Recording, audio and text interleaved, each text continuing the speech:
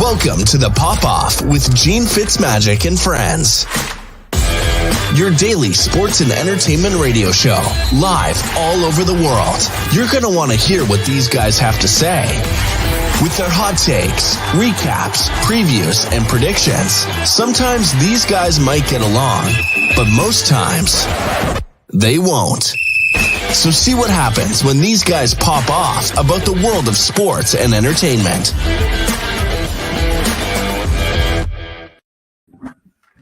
Good afternoon, everybody. Welcome to today's The Pop-Off. And it is April 14th. I almost forgot the date. April 14th is a Friday. So happy weekend, everybody. Joining us today, we got Matt Hamilton. We got Joey D in the house. How you doing, fellas? Alive and well. Good. How we feeling about that Toronto loss? We getting over it? We feeling a little better? It's a thing in the books. Over it. They weren't going to do anything anyway, so it's all good. That's my man right there. Okay, and we're still in the U.S., still hanging out in South Carolina? Yeah. How you loving our country? How you loving our country? There you go. I love this, man. I love this place. I could live here. This place really? Is home team barbecue. Get a couple game changers in you, and you're living. There you go. There you go. I also saw that I'm not your favorite American. That was offensive. I thought I'd let you know that on Instagram. I said I'm offended. Yeah, you did. Yeah. So you know what? I put that up, and I'm like, oh my god, I'm with like my sister-in-law, and like who's American, and I'm like picking fights. Man, I'm saying you offended a lot of people. There's a lot of us on this side of the border that you may have offended. So I'm just saying. Well, you know what? They say stick to what you're good at. So you are very offensive, very offensive. So there's that. First time you guys get to meet. You guys haven't been on a show yet. So Joey D, Matt Hamilton, Joey D. Yeah. We got some cool things. We got some cool things to talk about today. Not that much in the news today, so we might have a little bit of a late day. We got Pete McDevitt coming through, and we should have formerly known as Scotty to Hotty, Scott Garland from WWE, or formerly of WWE, coming in to talk a little bit about maybe that merger. Plus, I know he's got a lot of events coming up overseas. That man is traveling all over the world since he left WWE. So we'll talk to him a little bit. Yeah, what up? You were telling him that getting over the loss, coming from a Jets fan, I can understand that. It doesn't take getting over losses, bro. I'm not used to getting over losses because we lose every. I don't need to get over a loss because it's always being a Jet fan every day. There's another one around the corner. Yeah, pretty much. Exactly. Yeah. I'm a seasoned vet when it comes to losses. So, but yeah. So you know what? Let's we got a couple of cool debate topics. We're gonna talk about a little NBA defensive guys and some NFL draft stuff. We're gonna be talking about. But you know what? Let's start off with some headlines. Panthers is not receiving calls on the number one pick. They're down to two quarterbacks they're looking at. It looks like it's going to be either Bryce Young or CJ Stroud for him. Matt, which one do you think they should go with? Or should they even be looking to trade that pick? I mean, they traded for it. It's very rare that you see people trade up and then trade back down. What would you do with this pick if you're them? Well, it's even more rare to see somebody give up a pretty good haul for really big haul. They don't even know what they want. Right. So to be honest, I don't know. Bryce Young, maybe. I don't watch a lot of college football, and I don't even know how he's pretty small. He is small. He reminds me of Kyler Murray a little bit. Yeah. I don't know. I kind of feel like, why did you trade for that pick? Give up all that stuff if you didn't know who you were going to take, or if there's not one person that you love. Or if you like them both, but. I was saying, if you're in love with them both, I get it. And you can say, you know what, we'll figure it out when we get there, but we love both those guys. I personally don't think there's a stud quarterback in the draft this year. I think there's some possible guys. I think Anthony Richardson, if everything works out for him, can be a guy that could be phenomenal, but I don't think even he's set in stone. I think this is a very weak quarterback class. I mean, me personally. Joey, would you trade this pick if you're them? Or trading up and trading down, it's obviously an option because people have been talking about it. What would you do?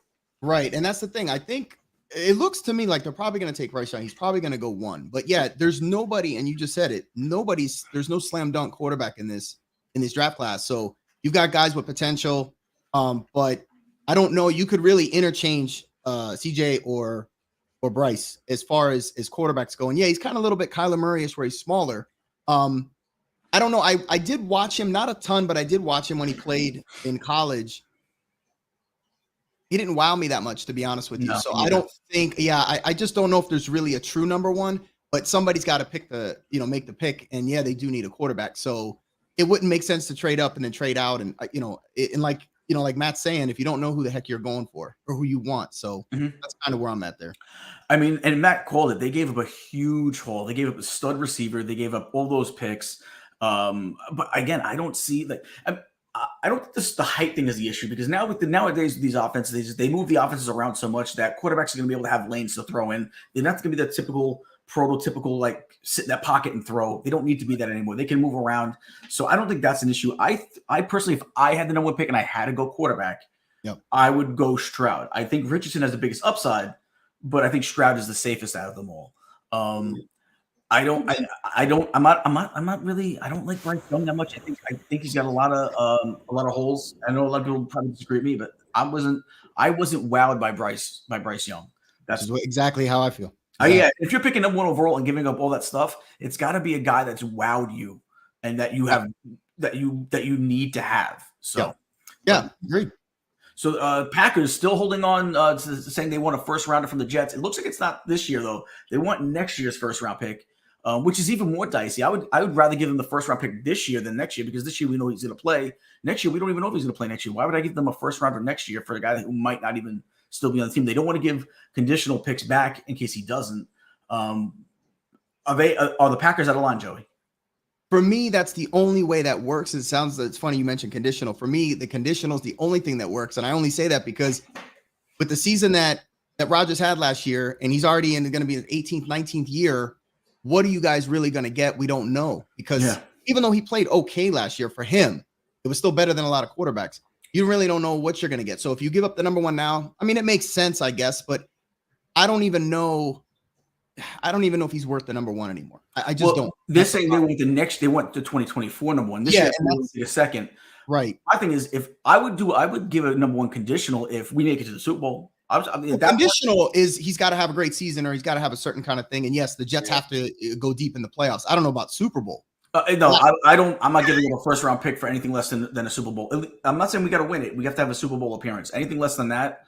We were in the AFC Championship game only about 10 years ago. I mean, I know that's not only 10 years ago, but in my recent memory, we've been to the championship game, and that did nothing for me because that's nothing left for me to hang on to. I need a Super Bowl appearance in my lifetime. Yeah, but Gene, Super Bowl appearance, I'm willing to give the first round pick. The only thing is that's a tough sell, and I only say that because do you really believe? And I'm not saying they're terrible because they're definitely up and coming. Do you really believe they're one player away? I believe they're a quarterback away. Yes, that defense is. So the whole team, you're thinking they're just one player away. They're top three on defense, and they are on offense. They have some really nice key weapons that will be there next year. I think the line will be better this year just because everybody's healthy now. I think their defense can even get better with this draft. I think there's some guys there that they could draft this year that will help this year. They can fix that lineup a little bit. I think the line's actually going to be okay. I'm not even scared about the line. I think they're one quarterback away from doing some real damage. I think from winning the division. You know, that's my whole take on it is, listen, if they're going to knock it off this whole thing with the wanting a first round pick, then you know what, keep Rodgers and keep paying his $60 million when you don't even want him either. You can keep him and you can keep the $60 million bill that it's going to cost. Oh, I agree. I'm just saying, and this is not, I don't mean that. I got to give Matt a chance to talk here. Yeah.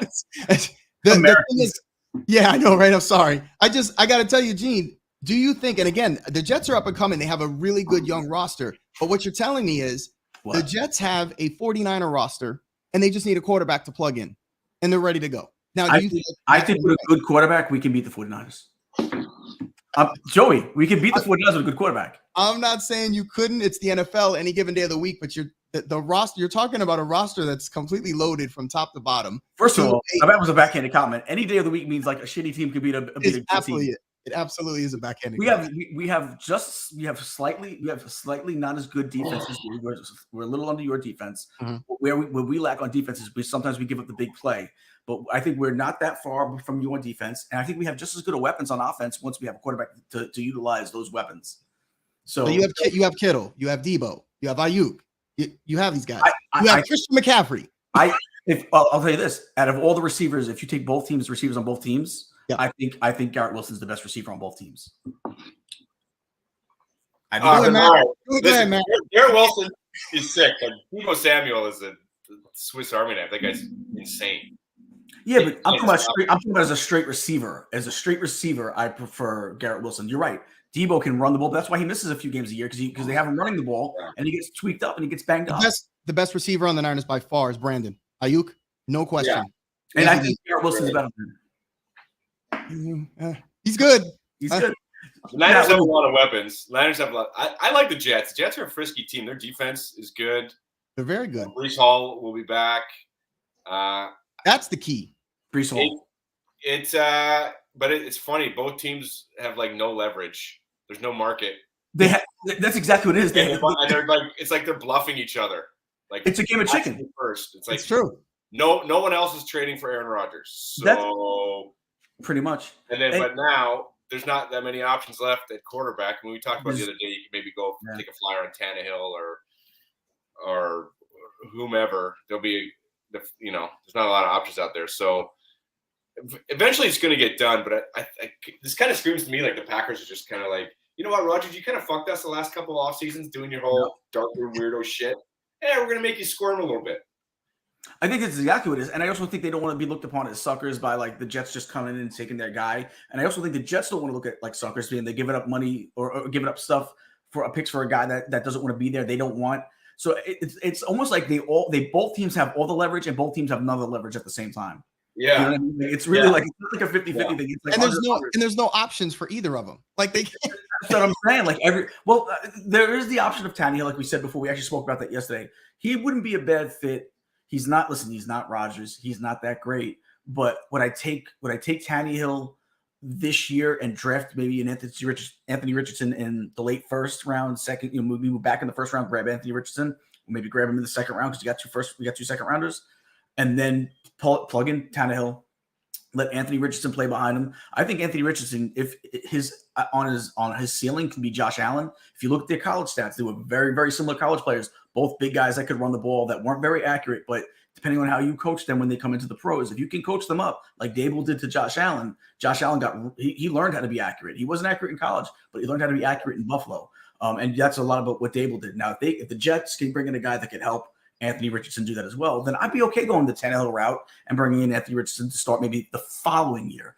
And at the same time, like, you know what? Tell the Packers, hey, keep Rodgers, and you pay him the $60 million that he's owed this year. They can't do that. And they don't want to do that. So they're both at this impasse, and I honestly don't know how it's going to end. I wouldn't be surprised if this trade doesn't happen.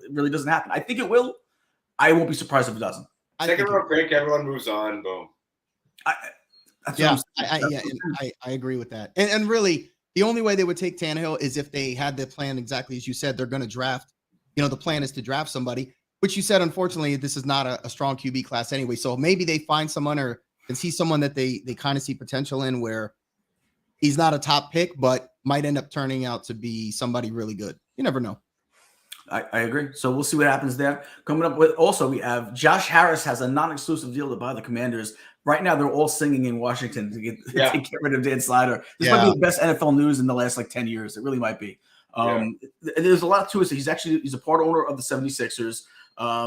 And it looks like it's going to be a record $6.05 billion. $6 billion. $6 billion. The former record was just last August when the Broncos sold for 4.65. So it didn't just hop over it. It went a full billion over. But it looks like it's not going to be approved until the league meetings, which happens at the end of May. Matt, we're happy about this, right? We're very happy. Dan Snyder, kick rocks. The fuck out of here. Now, creepy-ass weirdo. And I think Harris, Harris, he's part owner over at the 76ers. I know he owns an NHL team too. I'm not sure who he owns, but I know he owns an NHL team as well. Maybe Patty can look it up and let us know on the banners. But the sale also includes FedEx Field. So you're going to get you're not just getting the Commanders, you're getting some other properties as well with it. To own a stadium it makes money in itself because you can have all sorts of other events other than the 8 games that you're going to play for football or 8 or 9 games. So there's so many other things that they could do with that stadium. This is a good deal. And also, I don't know if you know, Magic Johnson is also part of this Harris group that's buying the Commanders. So Magic Johnson is actually making his foray into football as well. Joey, what's your take on this whole debacle of Daniel Snyder and the demise of Daniel Snyder? Well, yeah, like Matt said, kick rocks. It's a good thing because he really needs to go.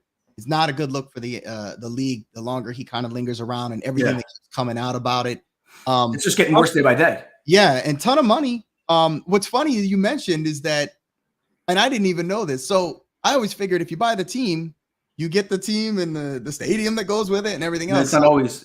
So, and that's the thing. I just learned that now. I'm laughing though. So I'm like, so do they get the uniforms too, or they got to buy those too? Like, well, in some cases, like with the Yankees, they own a portion of like their own cable network. So like sometimes when you buy these teams, you get more than just the team. You get the cable networks that go with it. Right. There's so many other moving parts. But you know what? He bought this team for $800 million, which is a crazy amount of money too. But he's selling it for $6 billion, from $800 million. No, he's making out. Yeah, he did fine. Only in 24 years. It's not even like it was that long. It was only 24 years. This thing went up like about. He is toxic. He is toxic. So extremely toxic. It's time for him to go. You know. Thank God. A lot of money, man, especially for a sports team. Yes. Tell me. So what else we got? We got Falcons are going to host prospect Will Levis. Anybody think he's going to be a pro to look out for? I mean, I don't. Kentucky quarterback. Last one I remember is Tim Couch on the Browns, and that didn't work out so well. So, oh my God, that's going back. That's going way back. Yeah, man. That was the rebirth of the Browns. He met with the Colts, Panthers, Raiders, Texans, and Titans. On any of these, like, listen, maybe the Titans, maybe it's not a bad deal for the Titans at 11. You probably don't have to move up for him, I don't think. You really think he's worth an 11? If you need a quarterback, if you need a quarterback and you're picking 11, maybe you go for him there. I mean, if you don't feel that he's going to be there, you know, further back, if you even trade back, or at your next pick in the next round, or, you know, I don't even know if that's the case. I don't know, Matt. What do you? I mean, do you think is this a guy you think you can get at 11, or do you think you have to move up or back? Man, to be honest, like, I'm not a college football guy, so I imagine. So I got someone calling into my front door. Oh, go get it if you got to. Go answer it. Oh, let's mute him for a second though. There you go. Yeah, delivery, man. Delivery. I got something delivered in Vancouver. And it made it safely. Now is it going to sit out there until you get back? I guess so. I'll get my neighbor to grab it. All right. Well, there you go. Canadians are nice. They do those kind of things. My neighbor calls me. I'm like, who is this? I'm not getting up. I'm not getting up. But all right. So yeah. So like, I don't know. I think 11's a good spot for Levis. I don't think he's going to be great. I don't think he's going to be that good. But if you need a quarterback, you're going to pick a quarterback, right? Like these guys are going to go. He's going to go in the first round. Oh, clearly. Yeah. It's just a matter. And like we said, sometimes when these guys, some of them, when they come out of college, well, first of all, when they're in college, some of them get really good coaching, the Alabama teams, the LSUs, and they get maxed out there. So they look like superstars in college, but they're pretty much maxed out, but you can't tell until they get to the NFL. They also play with a great team, a great supporting cast around them. Absolutely. So, Bryce Young is, he's exactly. He's got every weapon you could need. Yeah. So you get that. And then, of course, some guys where they're just they're decent college players. They end up getting drafted. Some don't, but they get drafted. And then what happens is when they get into the NFL professional system and they get with professional coaching and training, all of a sudden, because I'm sorry, everybody that turns into Pro Bowlers are not first round picks. A lot of them aren't. They're third rounders. They're fourth rounders. You know, I mean, if you look at, you're going back to the Legion of Boom and stuff in Seattle. Yeah, Richard Sherman and them, they're not. Those guys, none of those guys were. Bobby Wagner, none of those guys were picked. Bobby Wagner's a pro. He's a Hall of Famer, Bobby Wagner. That's what I'm saying. So you got Cam Chancellor. Those guys were middle rounds. So you got to have a good scouting department for that. So could you take a quarterback that we might think is whatever and turn into something really good? Of course. You never know.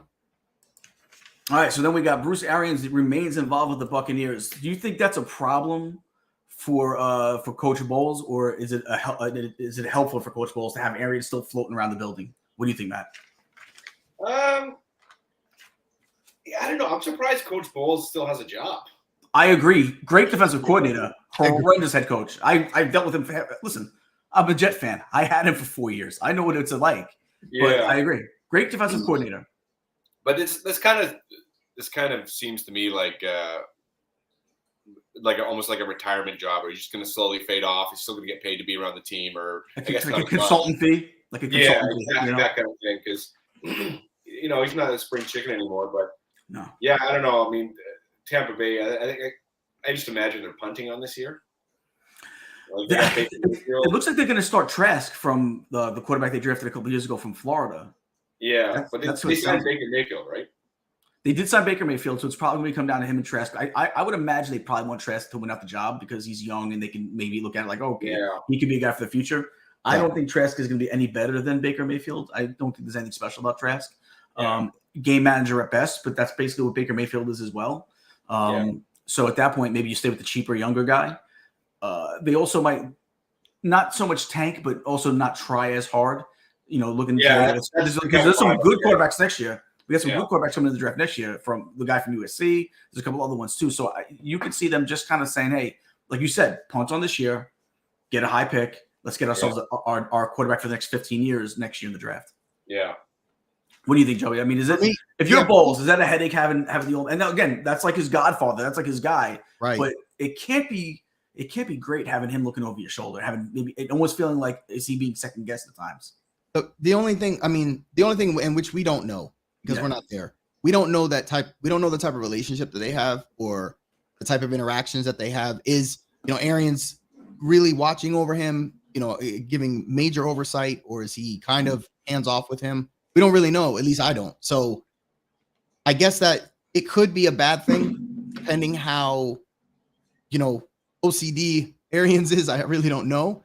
Or maybe Bowles, maybe he feels that he's there as just like a watcher for him. And like Matt said, I'm surprised Bowles is even still coaching. But I would have kept him this year. I would have said, you know what, we're starting fresh. Yeah. Unless you also look at it like I don't want to bring in a new quarterback. I mean, a new head coach for when I know we're gonna have like a year that's gonna be a rough year and have to have people like look at me like we might have to get rid of this new coach sooner than later because we brought him into a tough situation. You might want to get some of those growing pains out of the way with the old coach that you don't plan on keeping, and then bring in the new coach when you're ready to roll.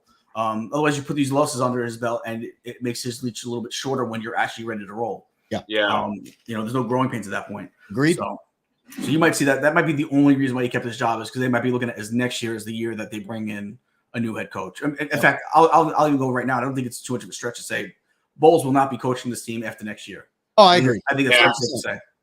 Seems like the writing's on the wall for that. He'll get a job somewhere as a D coordinator, and he'll be great. Yeah, as he always is. Some guys are just good coordinators.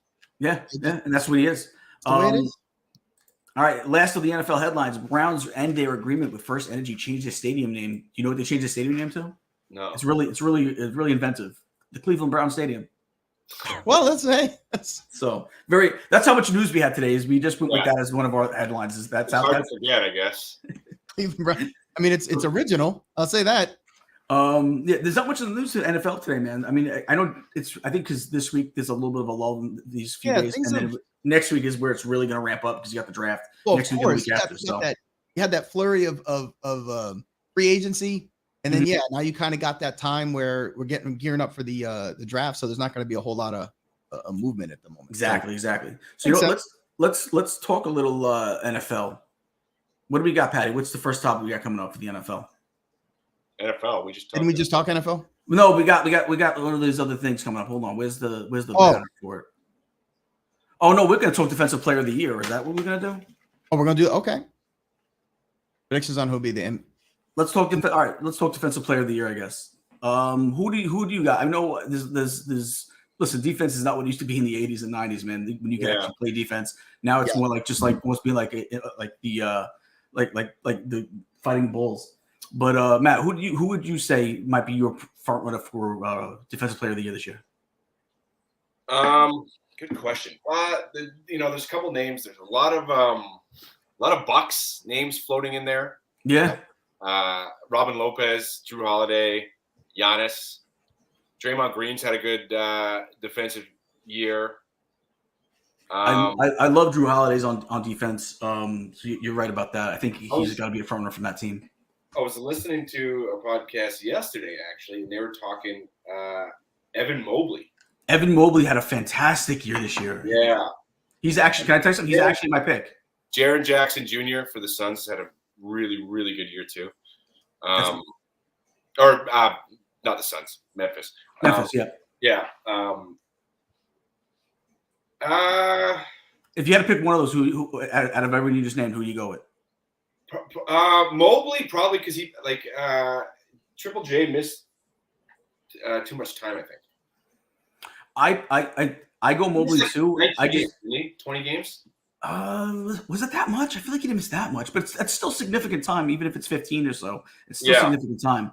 I go Mobley as well, especially with that team playing as well as they did. They outperformed what I think a lot of people thought Cleveland was going to do this year. Nobody expected to, I think, go with the 4 seed. I think they thought they'd be better because of having Donovan Mitchell, but I don't think everyone thought they were going to be in that top half of the seedings. I think I agree with them. 19 games. 19. Okay, there you go. Yeah. But I would probably go with Jaren Jackson would probably be my number 2 guy, though. I'd probably pick him second. Maybe the more games might have knocked him into number 1. Yeah. But I do go Evan Mobley as my top guy. Also my dark horse, and I know he missed some time too this year. He's actually going to be back in time for the playoffs. Is Isaac Okoro from also from Cleveland. I think he's another guy too that deserves some recognition. I will shout out OG Anunoby, my guy. I think he missed too much time. And he'll probably make an all defensive team, but he's definitely going to be an all defensive team. Yeah, I don't think he played enough to be considered. Joey, what do you think about Mobley? Who do you like better, Mobley or Jackson? No, I would go with Mobley. You go with Mobley? Yeah, for sure. He's been super dominant, and I just like it. I like what the Cavs did this year. I know we all expect them to be better than than they were the previous year, but I don't think they expected this. I think Mobley was a huge part of that, and I think playing with Donovan Mitchell is one of the things that maybe helped him get that next tick up because he's playing lights out compared to last year. He's definitely developing to a nice defensive player, and he can even score a little bit too. So he's definitely a guy to watch for in the future. I think he's going to be a multiple defensive player of the year award winner. So it's those guys that they tend to go on rolls. Right. Once they get like that. Didn't Gobert win it like a few times too in a row?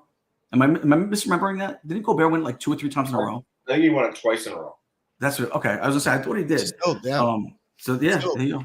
Still makes sense. So let's let's take we got about 50. Let's take a short commercial. Actually, we'll take the full commercial break. When we come back, we'll talk a little NBA news. Okay.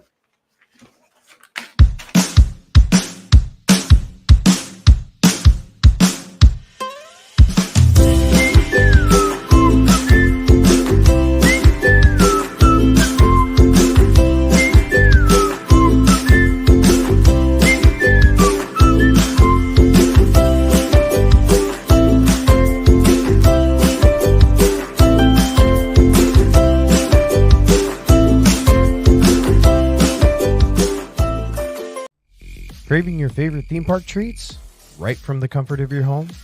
Introducing MainStreetTreat.com. We bring your favorite treats right to your doorstep. Visit MainStreetTreat.com today and go ahead, treat yourself. Happiness is addictive.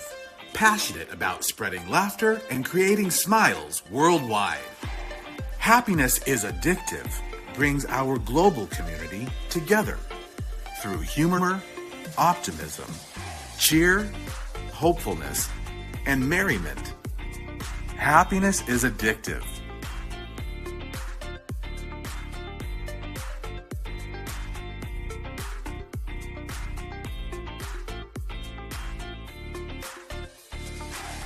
Happiness is addictive.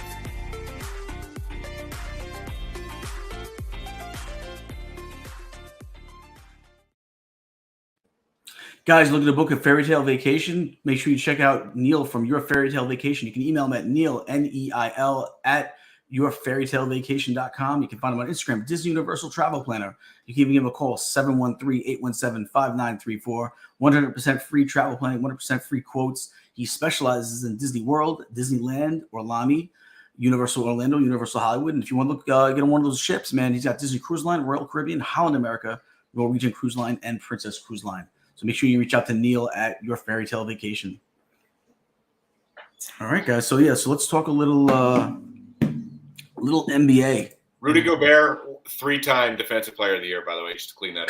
3 consecutive? I don't know. My research stopped there. If Patty was a half decent producer, he would have had that. You wouldn't have had to look it up, Matt. Patty would have had that. Jeez. So that's what we have to deal with. That's what we have to deal with. It takes so much abuse. I don't know. All right. But maybe he's still not even looking. I can see him in the back street. He's still not even looking it up. I don't know. We're going to have to make some changes. All right.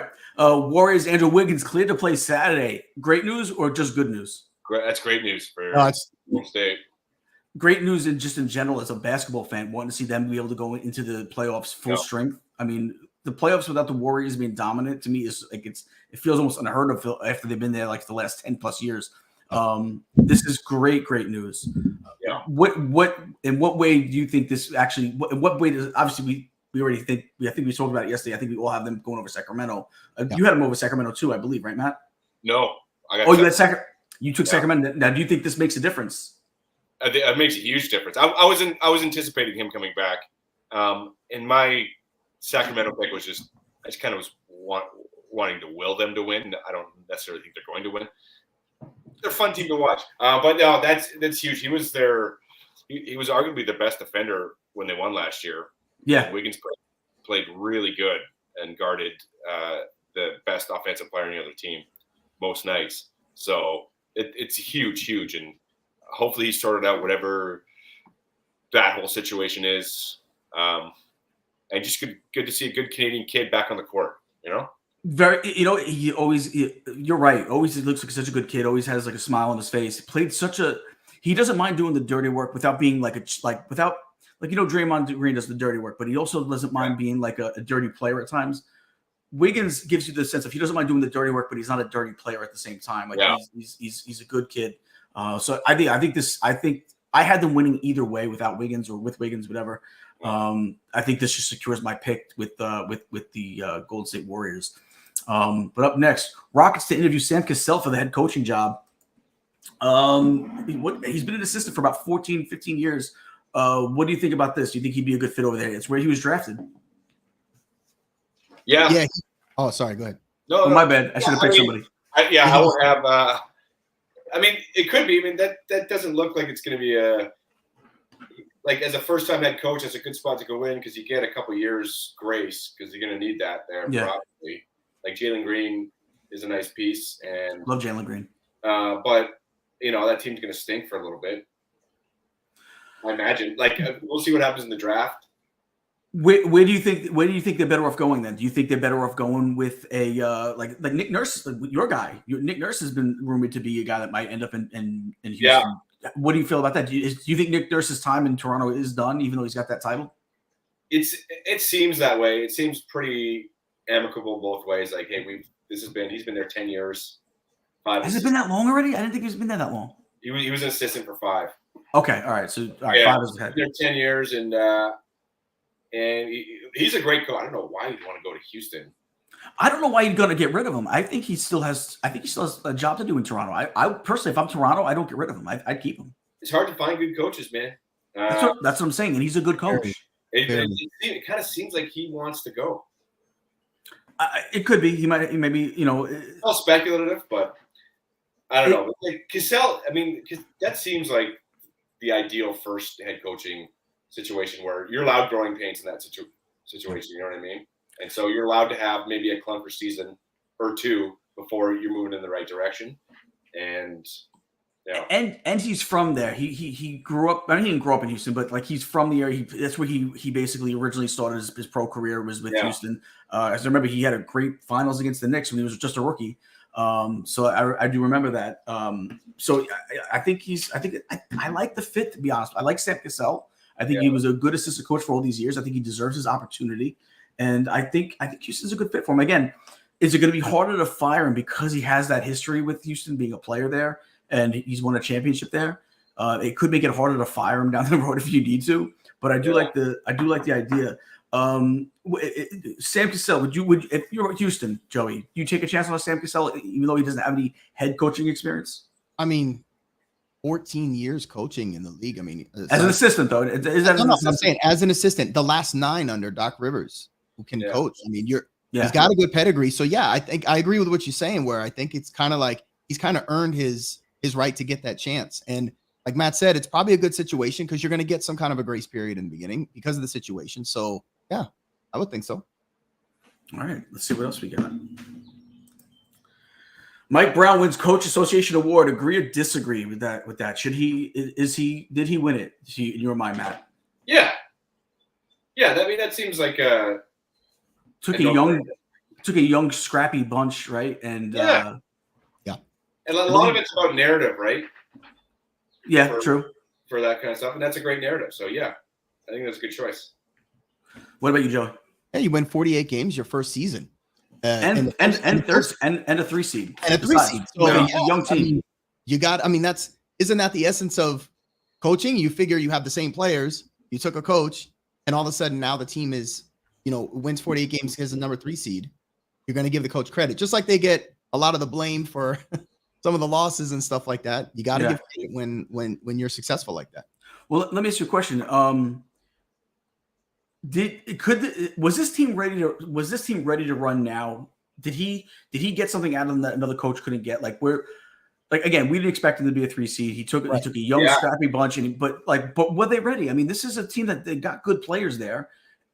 Could a lot of other coaches could Sam Cassell have another coach have done this, got him to a 48 win season, or did it take Mike Brown to do it? Because Mike Brown's had a bunch of different stops. He's never been a place that he's ever been to long term. He's always been kind of like a mercenary kind of a coach. Did he do anything special this time around, or is the team just ready to run and he happened to be in the helm? Well, no one expected him, like you said, to do this. So you do have to give him some credit when that kind of situation happens. And like De'Aaron Fox, super talented guy last year, they didn't seem to really know what they're going to do with him. Maybe trade him. Yeah, and the Sabonis Halliburton trade kind of came about. That was huge. That was huge. Fox fit in that, and this year he has been incredible, especially down the stretch. And Sabonis has been great, and they've really worked well together. And so it's kind of one of those things where, like, if they had been shit, you blame the coach.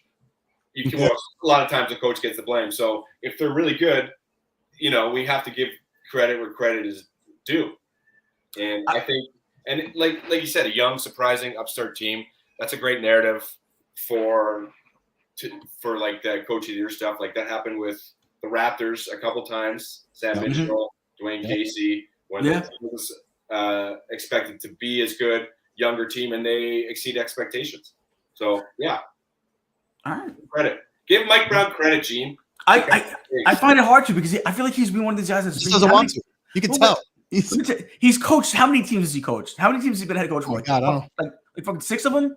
He's been the Lakers or some. He's been the Lakers, the Cavs.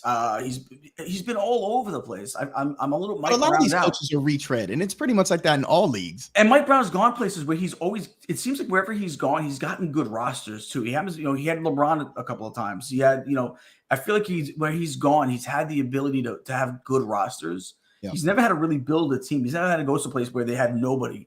He seems like he's like just a good game manager. I don't know if how good of a tactician he is. Yeah. But so to me, I'm like, I don't know. I think there's some other teams that also deserved it. I think who's the head coach of Cleveland? I think he might have deserved it. I think who is it?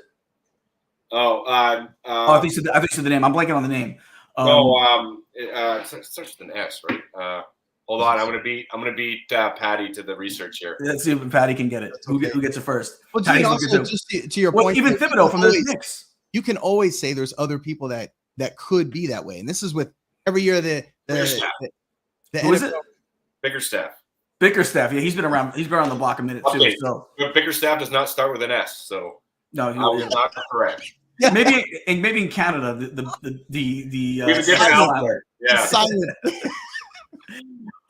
So Patty Puddle's poorly produced, but so yeah, I just think there's some other coaches that maybe deserved a little bit of hype. Even what about Monty Williams in the Suns? He's won it 2 years in a row. I could see him getting a third shot at it. You know what I'm saying? I wouldn't have been. Would you have argued the case of if Monty Williams would have won it again? No, right? I mean, Coach Bud, throw his name in there. Team, first seed. Yeah. Did that without Middleton for a lot of the year. There you go. So that's what I'm saying. I don't know. I listen. Mike Brown did a tremendous job. I don't know if it was him as much it was that team was just ready to finally make a move. And I'm not saying he should have the year before. So just saying. Yeah, but they also added players this year though. That you know what I'm saying with Halliburton, the Halliburton trade and stuff. So I don't know. I'm not saying he doesn't deserve it. I'm just trying to play devil's advocate a little bit. Yeah. Maybe could there have been somebody else that may have been a little bit more deserving of it. Yeah. But a little bit. Okay. Isaac Okoro, we spoke about him before, likely to return for the Cavs to the first round series. I think he's a super underrated. This actually, as a Knicks fan, makes me a little nervous. I don't want to have to go into that series going against Evan Mobley and Okoro, who is a defensive stopper, and he's great on the perimeter. Might be their best perimeter defender. Again, he was a guy I thought the Knicks might even have drafted when he was coming out. How important is the addition of Okoro for the Cleveland Cavaliers going up against the Knicks, Joey? Well, I think I agree with you. I think for defensively and also the energy that he brings, there's certain players that as soon as you put them on the court, it kind of electrifies teams. Yeah. It's just kind of like that. It's almost like, and not being like the evil villain, but remember years ago when Rodman would get on the floor for the Bulls, man, it was just, obviously he was playing the bad guy, but it was a different type of team. So some of these players, when they get out there, it's that kind of energy. So I think that for that, and look, he even said you don't want to play him there. So I mean, it just yeah, I don't exactly. So that's what I'm saying. It just points to what I'm saying. So I think that's where it comes in, is his energy and defensive play. So I mean, I don't. Would he go up against? Would he be on Brunson? No, see, I feel like he'd be more on maybe you know what? You might put him on Brunson just because you need to guard against him. Because are you really going to be worried about RJ Barrett? I feel like he's a good defender. I would. RJ Barrett has got a lot of size on him, doesn't he? Yeah, definitely does. But at the same time, 6'5"?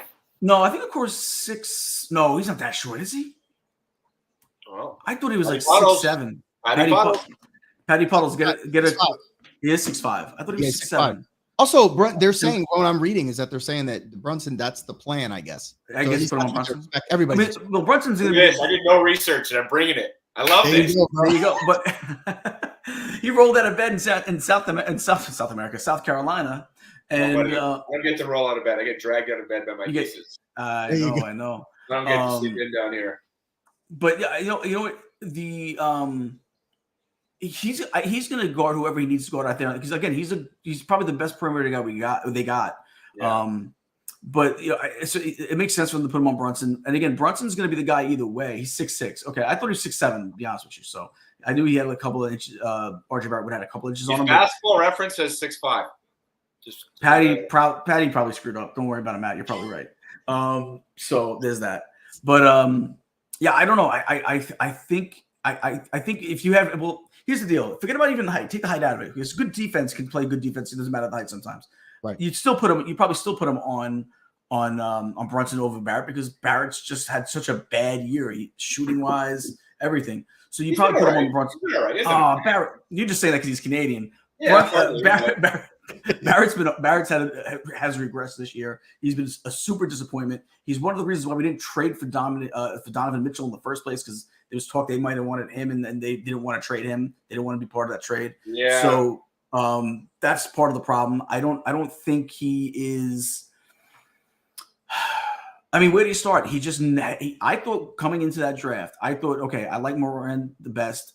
I liked him. I actually thought he could be better than Zion. I couldn't have been more wrong. I mean, Zion, he never plays, but at least you got somebody who can stay on the court. Right. There's that. More important. But yeah, I thought we might have gotten the steal of the draft. He kind of had the same year as last year, a little bit less. His 3-point percentage not as good, but there wasn't. Yes. Remember last year he had that 2-month run where it looked like, okay, this is the guy we got. Yeah, exactly. And then we didn't get any of that this year. Yeah. I watched I watched him a lot this year, man. He left. Well, what you wanted was for him to take a step up, and then this didn't happen. It was a lateral, if anything. If you want, I think lateral is still being generous. Yeah. I wanted him to be a borderline all-star. Maybe he doesn't get in just because there's people vote for the old guard of people that always get in. But I thought he'd be right there where you could say, because Brunson didn't get to the All-Star game, and he should have. He was worthy of an All-Star appearance this year. I was kind of hoping for the same kind of thing for RJ Barrett, where he should have earned it, but he wouldn't have gotten voted in. I would have all right, he won't get voted because he's not the popular guy yet, but he would have had the stats to back it up. Yeah. And so I couldn't be more disappointed in RJ Barrett this year. And I think, like I said, I know we were talking about Okoro, and we kind of went on this RJ Barrett tangent because he makes me sick. But I'm just saying, like, number 3 overall pick, and he hasn't developed yet. It's like enough's enough. But yeah, going back to Okoro though, that's a huge upswing for Cleveland. It makes me a little nervous that I picked the Knicks in 6 because I think he could be a difference maker. I'm not saying against a better team he could be a difference maker, but against the Knicks he could be a difference maker because especially if we're going to be shorthanded, we don't even know if we have Julius Randle yet, so we might be shorthanded on offense to begin with. I mean, he's their best perimeter defender. So he's the I mean, I would say Mobley's probably better all around defensively. Yeah, but Okoro is as far as guarding the guards, he's the guy right there on the perimeter. So, but all right, so let's get into actually.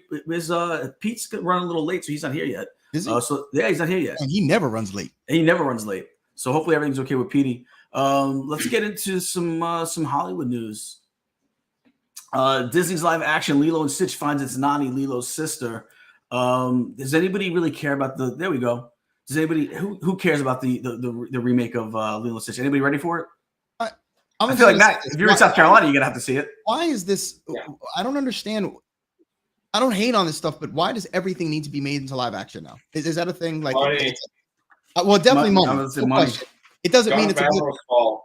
Just because you can doesn't make it a good idea. I'm just saying. Yeah. I mean, they're picking up too quick because what was it? They already going to do a Moana one. Moana's only 5 or 6 years old. Yeah, and Johnson just mentioned something about that. I don't even know how they're gonna. I don't know. I guess I'll have to see it. I mean, does it need to be remade? I don't know. I think we're still a little bit of ways away from where it needed to be remade. I know we have a couple of ones in the works. I'm excited about the Aristocats one. I think that one's gonna be fantastic with Questlove attached to it. I mean, what year did that come out? I think it was early 2000s, right? It was like I gotta find out. Yeah. So far, let's see. He hasn't. Well, he have the hype thing, but not first. I gotta 2003. 2003. Okay, I was gonna say because it was around. I remember kids were babies at the time. My kids. Yeah. So I mean, it's been a minute, but yeah, I don't know. I mean, it is. It's just about money. I guess I got to see a trailer. I got to see it first. It doesn't really. I don't care who they cast. I want to see. I got to see it to see if I would even be interested. You know. Yeah. Well, Zach Galifianakis is in it. Did they say who he's gonna play? Is he gonna be Stitch's voice? Like, who else would Zach Galifianakis play in this movie? Right? I don't know. Yeah, that seems like a natural match. Because I mean, if you look back at the original version of it, right? There's no one that you could see Zach playing I'll tell you what. I go get I'm blanking on the actor that played the voice of the Asian. What was his name again? Ving Rhames. I get Ving Rhames to actually play this character now. I go the same guy who did the voice. I bring him on to do the live action version. Ving Rhames. Yeah, remember they're not. Yeah, I mean, I guess you're right. I don't know. Right? It was Ving Rhames that played that role, wasn't it? Yeah. Marcellus Wallace, baby. What's that? Yeah, Marcellus Wallace. Marcellus Wallace. I bring him back to play the live action version of it. I think. I mean, I know it's 20 years later, 20 plus years later, but he still got the voice, man. That voice is still perfect for it. But yeah, I don't know. I mean, is he going to play the voice of Stitch? Do you even need it? You don't need a big name for that. He kind of just growled words. Why I hear a big name? He barely says anything. That's what I'm saying. He barely even says anything. When he does say, it's kind of like it's growled words. It's not really anything to it. So, but yeah, it looks like Elizabeth. We haven't said her name yet. Agudong is playing Nani. So I think she's a newcomer. She's done a couple other things. But so she's there. What else we got? SAG-AFTRA start contract talks with producers on June 7th. Contract ends on June 30th. Matt, does this affect you at all? I gotta imagine it does, right? No. Well, I mean, yeah, maybe, but I'm in the union in Canada, not. Oh, it's not. You guys are on the same one? No, we have different unions. Oh, I thought it would be the same, just because so many international things. Yeah, no, it's similar. Like if I worked down here, I would be. I think I would work under SAG. So how does it work if you're shooting something that's in the U.S. If you're down here in the U.S. for something? I haven't shot anything yet. You have to have a work visa. So so actually in the process of what happens is you'll get like Evangeline Lilly, for example, Lost, and she I think had a tough time getting her visa approved because you have to with the immigration thing, you have to prove why a Canadian will be taking a job that an American can do, kind of thing. Yeah. So she almost didn't get it, but J.J. Abrams really kind of like made up his mind about it. So in that situation, the show will pay for your visa and then whatever. And so the way I'm doing it is, I have a couple like work opportunities, and then they look at your resume, they look at your demo reel, and you get letters of recommendation from producers and executive producers and stars and things like that. And so then basically I have to pay for it is what it comes down to. Yeah. So it's not great, but whatever. So I'm in the process of doing that right now. And so I'm just waiting to see if I get it, which I should. And then I'll know more about this in a month or two. Oh wow! So what was Turner Hooch? That was filmed up in Canada then? Canada, yeah. Vancouver? Yeah. Okay. Yeah, it's like Vancouver's like the LA of Canada, right? Pretty much. Yeah, a lot of shit shoots up there, man. Busy. All right. I didn't know that. I figured you guys were out in LA. Well, good luck with that, man. So hopefully, and good luck to everyone that is affected by this SAG. Hopefully, there's not going to be a strike. I know me and Cable have talked a lot about it. I know I believe they're going to be in production for Cobra Kai. Hopefully by either the end of April or early May. So hopefully it doesn't hold any of that stuff up, because I need my fix for my next season of Cobra Kai too. There's that. I imagine it's going to be a lot of the stuff is going to be similar to what the writer's strike coming up is going to be like. Is the residuals on like streaming stuff? Yeah, well, that's the big holdup. I think is the whole streaming thing now, because is that big, and it makes sense. It makes sense. Whereas you could, as an actor or writer, you could count on residuals or payment after X amount of years, but now that just doesn't happen with streaming. It's just gone. Yeah, so, yeah. Well, who was it that had the big thing where it went to streaming and she ended up making the money she was going to get because she didn't get part of the box office? Who am I thinking of? Oh, you're talking about Scarlett Johansson. Scarlett Johansson. So right there, that's a perfect case for this. That's a perfect case because I still think that's the only one I've seen. Right? Has there been any others?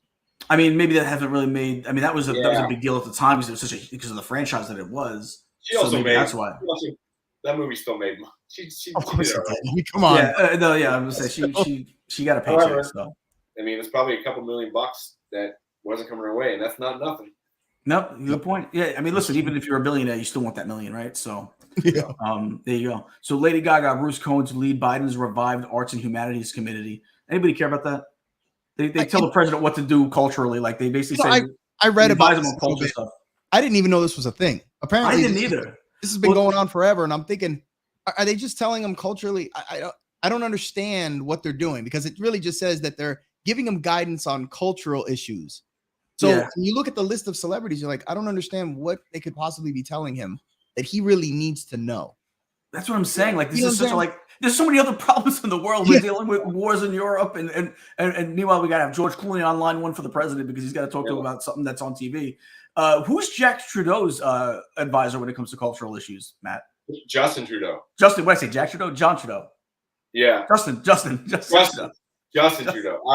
Good question. I don't know. Let's call him up. Well, he didn't have one when he went in blackface for Halloween.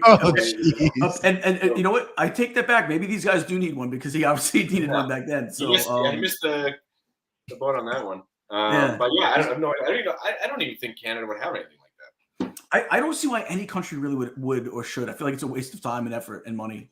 And I feel that we would be the country to do it then. If it's a waste of time, effort, and money. Waste of time and money. United States of America. Check. Exactly. Yeah. So we got Drake Bell. I don't know if anybody heard about this. He was missing. Did you hear about this? Drake Bell from Drake and Josh, and you actually know his old counterpart, Josh Peck from the old Turner Hooch days. He was missing. I read this the other day. I don't know, man. I mean, he's kind of a weirdo, isn't he? He got like some weird child. He had a child endangerment thing. He actually got in trouble for. It was he was sending lewd messages to young kids or something like that. Yeah, and then I believe he met her finally when she was. I don't know the story, so don't quote me on it. And this is all allegedly, obviously, but I believe he actually physically met the girl after she was already of legal age. But I think they looked at it like he was already messaging her before when she was a minor. And so then because it continued the way it looked almost like as a groomer kind of thing, I believe how the story went. But needless to say, he was missing for a little bit. They said endangered, and he just popped up and and he's alive. Hey, real quick to your point right there. He was sentenced to 2 years probation, child endangerment, 2,000 hours of community service for his conduct spanning years with a fan. I guess he met online and in person while she was a minor. So there you go. Oh, hold on one second. I got you know what, Patty? Let's go take a quick commercial break because I just got a message from Pete McDevitt. So let's make sure that this still works out. Hey, take a quick commercial break, Patty.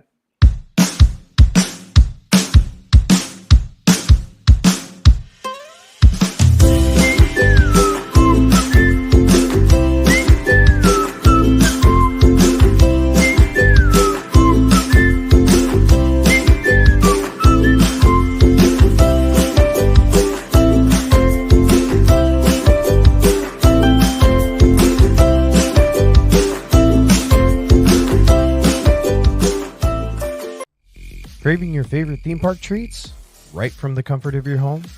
Introducing MainStreetTreat.com. We bring your favorite treats right to your doorstep. Visit MainStreetTreat.com today and go ahead, treat yourself. Happiness is addictive.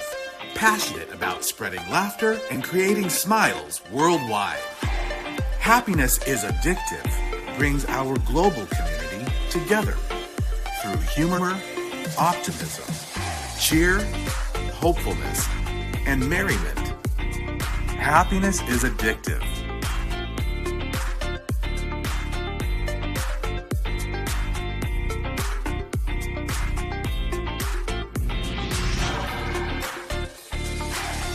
Happiness is addictive.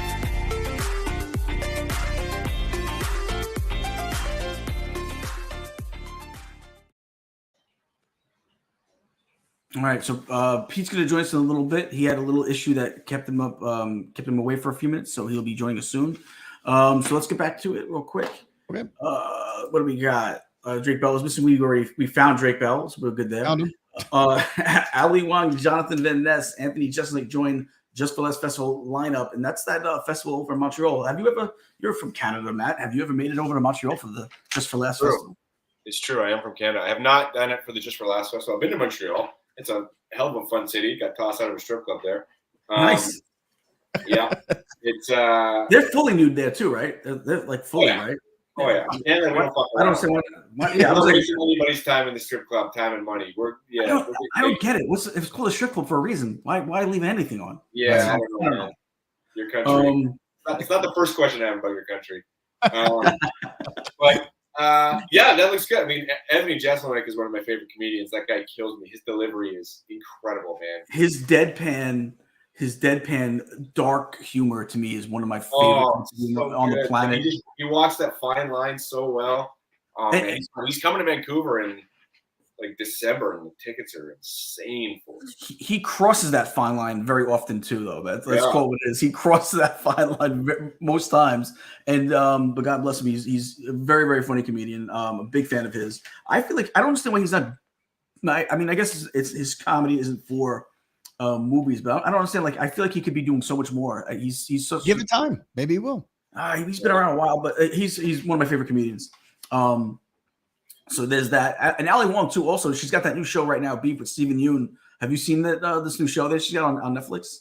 It looks funny as hell, man. I haven't seen it. It's like they get into like a road rage incident, and then like two regular people, like they're not like tough guys or anything, but they just get into this road rage incident, and it turns into this thing where they actually have this like elongated beef where they basically will try to ruin each other's lives. Which it sounds like real life when it comes to me. Like I feel like I had these relationships with a lot of people. Joey, that's typical South Florida. So there you go.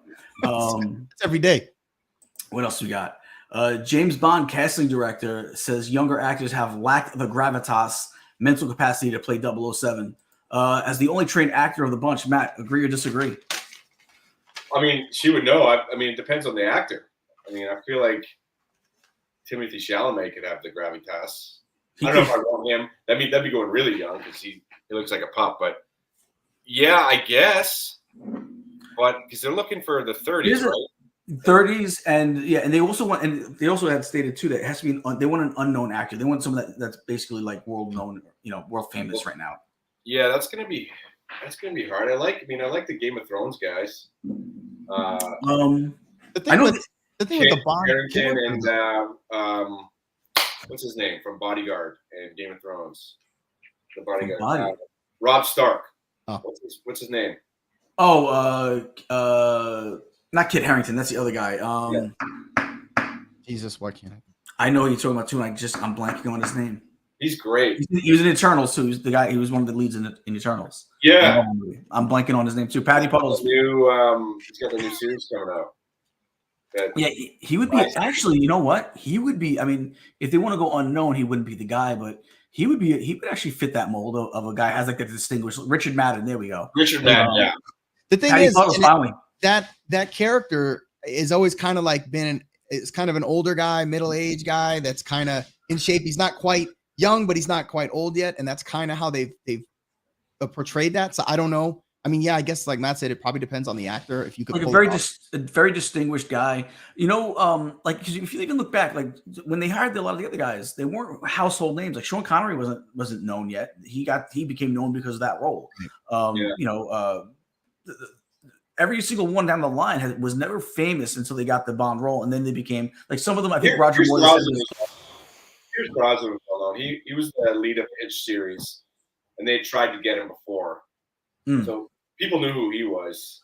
But he wasn't like household famous, though. Do you know what I'm saying? Like they were, like Roger Moore was known from TV, but he wasn't household famous yet. Right? You know what I'm saying? I think that's what they're looking for. Someone that's got like maybe a little bit, but they're not like A-listers. You know what I'm saying? Yeah. They want this role to basically make someone, I think, an A-lister. So, it looks like Daniel Craig. I mean, Daniel Craig wasn't an A-lister. He was. Yeah, and he was well a good respected. one too. He was well respected, like good actor, and you know he did Layer Cake, and he was excellent in that. And then what's that one? Road to Perdition. He was the bad guy. He's a really good actor, but it kind of a unique look too. Not a traditional not a traditional James Bond look, but he turned out good. Like there was a huge backlash when he got. Yeah, there was a lot of negativity around it, and then of course afterwards they're like, "Oh, yeah, he was great." Yeah, he did. It turns out he did fine. He did just fine. Excellent. So, guys, we have both our guests, and so we have to. I know we had. Let me see. Hold on 1 second. Are they both here? Yeah, they're both in the green room. Patty, they're both here. Because I can't see under my thing. I just heard a beep. They're both here. Both Scott and Pete. Okay, so you know what? Let's bring in Scott first. I know he's up against it too. So let's formerly known as Scotty Hotty, now known as Scott Garland, former WWE superstar Scott Garland. What's up, my man? Long time. What's up, fellas? How's it going? How you been? You guys hear me okay? Oh yeah. Great. A very well-known fact: Scott Garland is not only kicks a lot of butt in the WWE or formerly the WWE, now touring the world. He's every time I talk to him, he's in a different country. But also a huge Diz nerd. So welcome aboard, Scott. He makes me safe to say I'm a Diz nerd because if you have a problem with Diz nerds, go talk to this guy over here. Yeah. So how you doing, my man? I'm good, dude. I'm doing great. Just sorry, running a little late. Just left. Oh, you're good. You're good. I literally walked out of the gym 15 minutes ago. So nice. Sorry. Okay. So a lot of big news with the WWE, and I know you got a lot of stuff going on. We're going to talk about some of the stuff. You got some tour. I think you're going to be in Europe again, right? Very soon. Sorry. So I said you're going to be in Europe again really soon, right? In a couple months. Yeah, July. So, and I have something in November too. So yeah, I'm still putting together this, dude. So I do everything on my own now. I book everything, and I handle all my own travel, and I literally work for myself. I'm a true independent contractor now, and it's been so awesome because I can spend some time in these places that I'm going to, and I get to see some stuff. And as a matter of fact, I my last Europe tour. Sorry, dude. My pre-workout's still running through me. So. Yeah, you're good. I love the energy. But I just, I do. I have July coming up in Europe. Right now, I have France and England on that tour. I'm trying to throw some other stuff on board on that, and then, like I said, November I go back to Germany. But on the Disney thing, when I was in Europe in February, I wound up in I did Scotland, England, Malta, Germany, Italy, and then, like I said, I handle all my own travel now. So the flights from Italy to Orlando were ridiculous. So I was like, where could I go to cheapen the thing. So for like $50, I was able to fly from Milan to Paris. You guys know it's in Paris, right? So yeah, Disneyland I Paris. could go to Paris, buy a 2-day ticket at Disneyland Paris, and then fly from Paris to Orlando and stay 2 days there, cheaper than it would have been just to fly from Milan. So that's the benefits of kind of what I'm doing right now. I get to kind of pick and choose and get to see a little bit of stuff rather than doing, when you're with WWE, it's great and the money's great. And that's where, it should be everybody's goal in the wrestling business still to get to WWE, in my opinion, because they're the ones that make stars. But, when you're there, it's like London, Paris, Dublin, Belfast, and you don't know where you're at from day to day, but making money and you're making a name for yourself. So I guess I'm just at a point right now where I have the luxury of being able to do it this way. And I see you get to bring your family with you too. I see you have your kids go out and you'll bring them into the ring in times too. That's got to be such an experience for them as well, right? Yeah, it's been really, really cool. Because when I left, when I left the independent scene last time wrestling before I went back to WWE as a coach in 2016, they were still pretty young, 15. 11 or so. So now they're both adults, one's 18 and one's 21, and they really get to be a part of it and they understand it and really get to, and they'll remember it all. So, and then, like you said, they get to go with me and then, I know you probably saw the video. I had my son and Scotland last summer. I've never wanted to push him to do this, and I wanted to wait for him to ask to do it. And one day we were in the gym together and he said he wanted to maybe try it. So I had him with me on that Europe tour last July. And we had a couple of days off. A friend of mine has a wrestling school in Glasgow. So we were able to go to get in his ring for a couple hours and just mess around. It was a lot of fun. So we might see a second generation out of the Garland family. Yeah. So the funny thing is, dude, is he graduates high school in a few days next month. Congratulations. Really doesn't have any, he doesn't have a real good idea what he wants to do other than, he told me the other night for the first time where he legitimately, seriously said he wants to be a wrestler. Awesome. Awesome. I struggle with that because I don't want to be so hypocritical to, I always tell people you got to follow your dreams and go after it. It's such a different time from when I broke in and the way that I came up through. Not that he has to do it that way, but it's like WWE is going to colleges now and they're hiring former athletes to be wrestlers. So it's kind of narrowed the pathway to get there. And, and who knows where it's going to be in a couple of years anyways, so, but I want him to do whatever he wants to do. And, just because he doesn't have an idea, of what he wants to do right now, I'm okay with that. So, dude, don't put so much pressure on yourself. I feel like we put so much pressure on these kids that, as soon as you graduate high school, you need to know what you're going to do for the rest of your life. And now go up $50,000 in college debt and then graduate and still not have an idea of what you want to do. I'd rather him just kind of figure it out as he goes. And I know both of my kids are smart kids and I know they'll be fine, Yeah, definitely. Now, he's obviously got a great trainer in the family to learn from. So there you go, right? Yeah, right. So at least he has that. I'm thinking about getting into wrestling too, but I think Yeah, Joe, you're right. Relax. All right, good. Fair enough.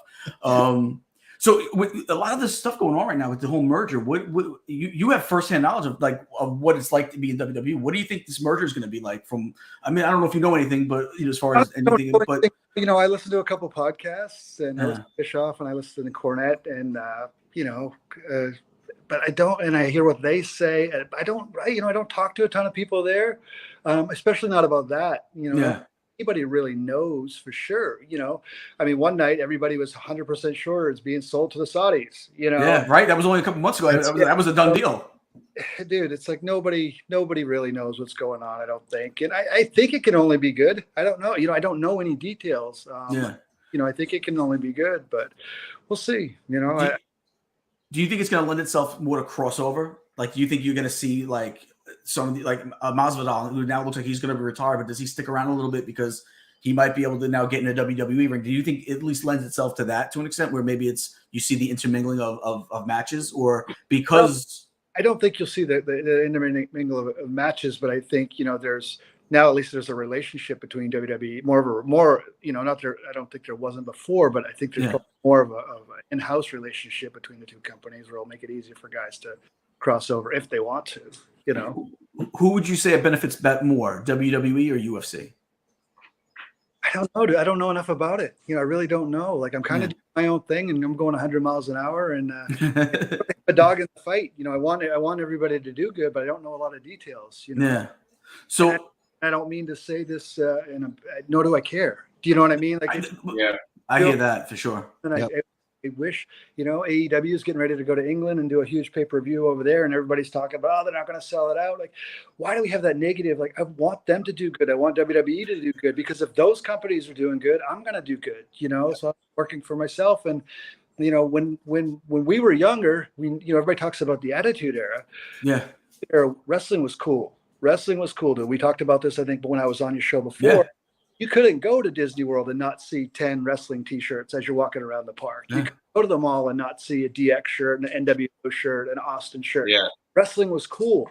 And I think, we're kind of on that for a few years. It felt like it's still been there, and the companies are still making money, but it hasn't been the cool thing. I feel like we're on that brink again of it being cool. And, like I said, it helps everybody if it's cool again. Well, you see, there's also I think their contract is up too with I think Fox, so that you might see some changes anyway. But with the independent, to be able to control your own destiny, I guess, is there anybody specifically that you have a feud with now? Is there any beef that you got that you're feuding with most times out? Who's like your nemesis right now? No, not really. Really?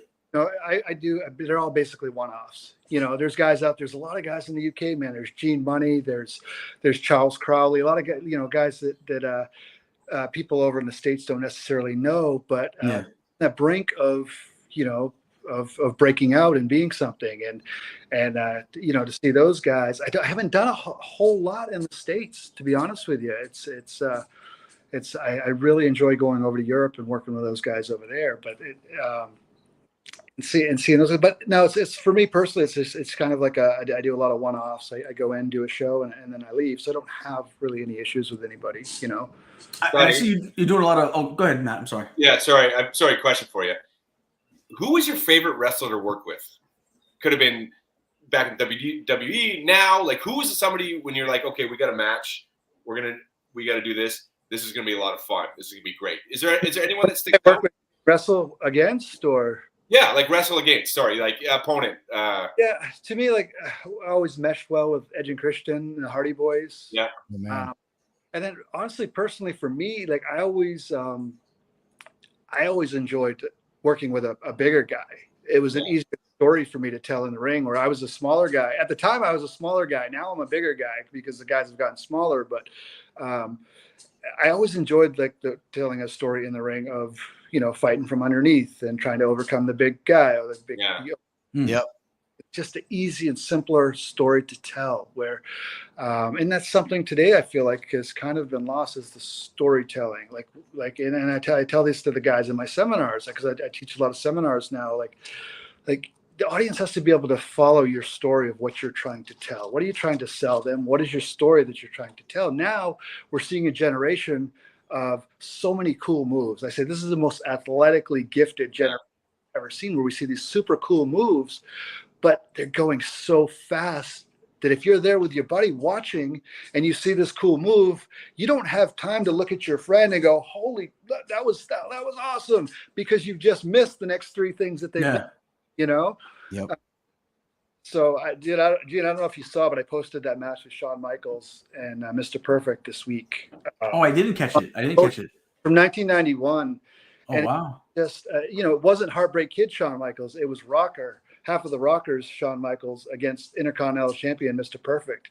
And the story in it was just so easy to follow. And I would use that match when I was a coach at the Performance Center, just to show all my classes. It was just because I would say you could watch this match, never watching professional wrestling in your life, turn the volume down, and as soon as you saw each of those guys on screen, you would know who the good guy was, who the bad guy was, just by the way they were walking to the ring. You'd have Mr. Perfect with a cocky walk, and he's chewing his gum with his mouth open, and just so you could tell this guy's caught. I just want to slap this guy in the face. And here comes Shawn Michaels with at the time it was 91, so you're just coming out of the hairband era with, Poison and all the fringes and the big hair. And, that's Sean with the long earrings, and he's smiling, and he's up on the ropes on his entrance, and he's having fun. And you're like, that's the dude I want to hang out with on Saturday night, like that's the good, so you don't even need to have anybody tell you. Now it just goes so fast. Like it's and I know I kind of went off on a tangent on this. No, you're good. Who my favorite was to wrestle with, but wasn't Shawn Michaels one of your first big matches too? Like, didn't you have like a dark match against Shawn Michaels? Am I remember the story correctly? No, I worked with him on it was a Superstars or a challenge taping at a It match. was one of your first matches though, right? No. Who am I thinking of? Who was you were in Maine, or I think you were home. I think you were in Maine. I wrestled Sean in Maine in my home at the Cumberland County Civic Center, which is like the Blue Cross Arena now. Yeah. And that's the arena that I grew up going to wrestling in as a kid. And, Sean was like basically my idol, when I got into wrestling, and just, I modeled a lot of what I did after him. So it was cool to wrestle him there, but no, that was a few years after I started that I got to wrestle him now. Okay. Now the Worm. We've talked about this before, but for a whole new audience, we're not a Disney show anymore, so it's a whole new audience. Check out the Worm. cup. Yeah. Nice. I think it's Donald's 25th anniversary deal, right? They released one for each park or something like that. Oh yeah. So the Worm, give us the genesis of the Worm for anyone that may not have heard us talk about it before. I just started doing it on, so anybody who doesn't know what it is, it's just like the old breakdancing move, you lay down on the ground and you worm across. And I just started doing it on non-televised shows sometimes. Before I was even Scotty Too Hotty, it was right at the end of when I was Scott Taylor. Mm-hmm.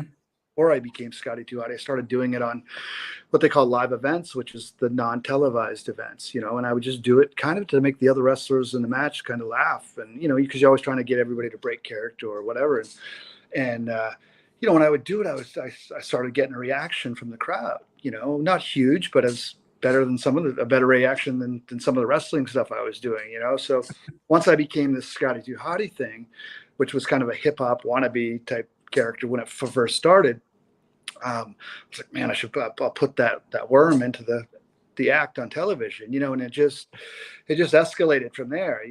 At first I'd lay the guy out by the ropes and I would hit the other side of the ring, run 20 feet across. I'd put on the brakes, I'd come to an abrupt stop, and I'd worm across, and I'd either cover him or drop an elbow on him or a punch or whatever.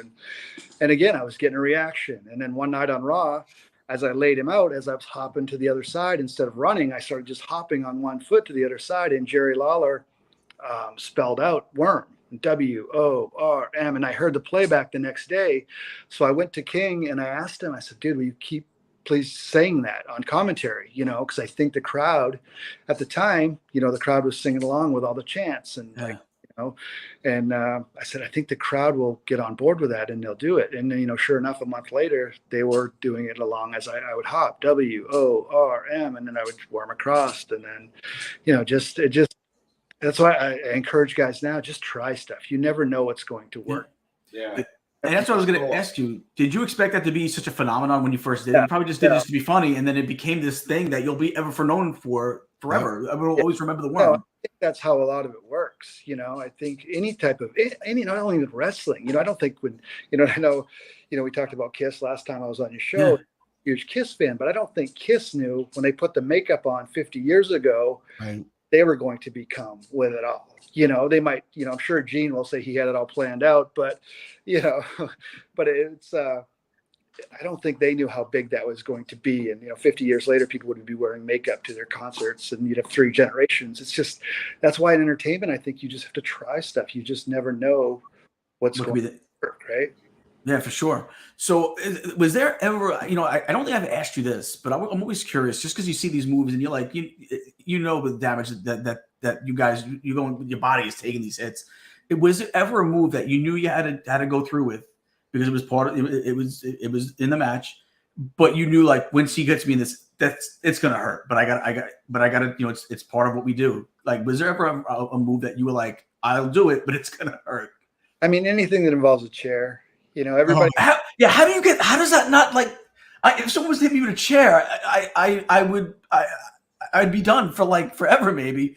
How do you see them bend the chair over people's backs? Yeah.